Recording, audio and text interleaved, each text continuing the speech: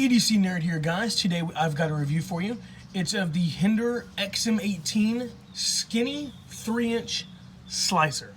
Okay, so starting off, let's get some size comparisons of this guy so you guys kind of have an understanding of how big this thing is. So first off, we're going to go with a bug out. So there is a full-size bug out for you. We're going to go with a mini bug out. There is a mini bug out size there for you.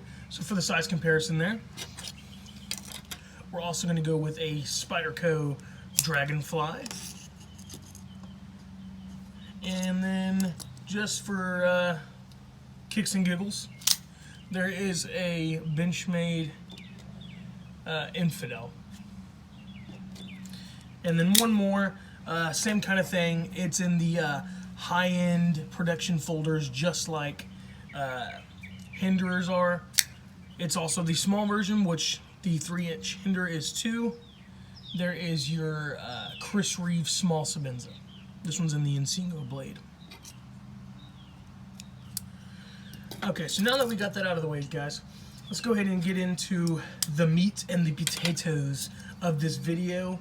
I just want to go ahead and say,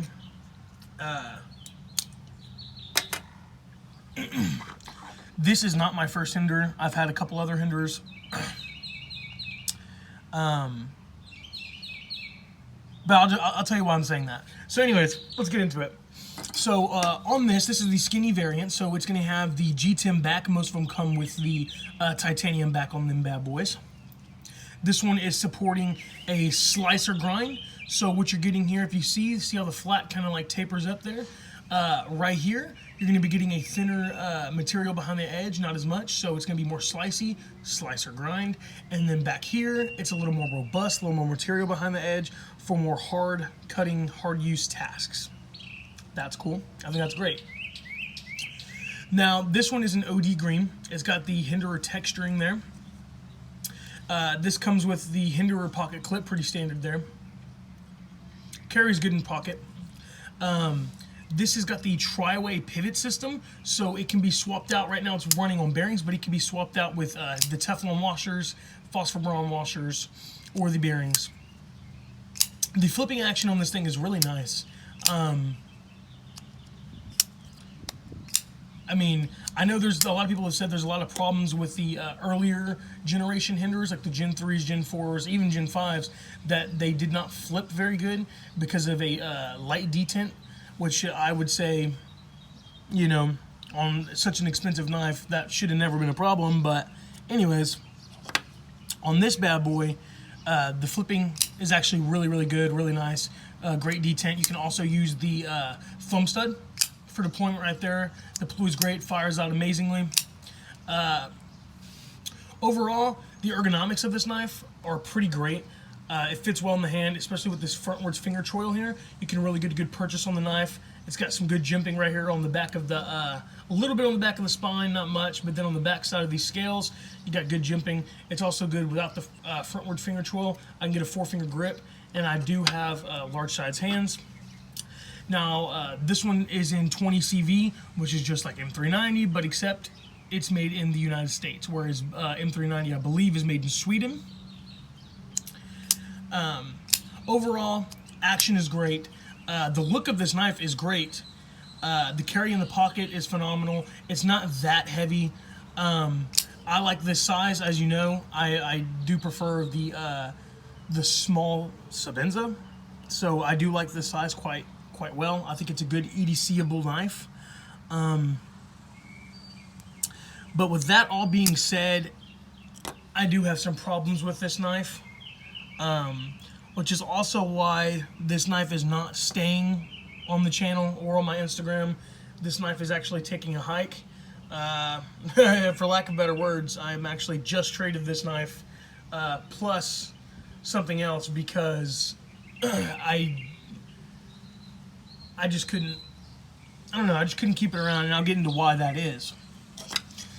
So on this knife here, you know, it looks good and everything, but when you get right here to the pivot, and I don't know if you can see this on camera, but if you look really close, there is a gap right there, but it's flush over here. So just that little gap there, and On the pivot screws, same thing. You got a gap there, flush here, gap over there, flush right there. This one's completely flush on the back. I mean, to me, this knife is a $375 knife. $375 for G10 on both sides. A liner lock G10 knife with 20 CV. Call me crazy, but that to me is not, that's unacceptable to me.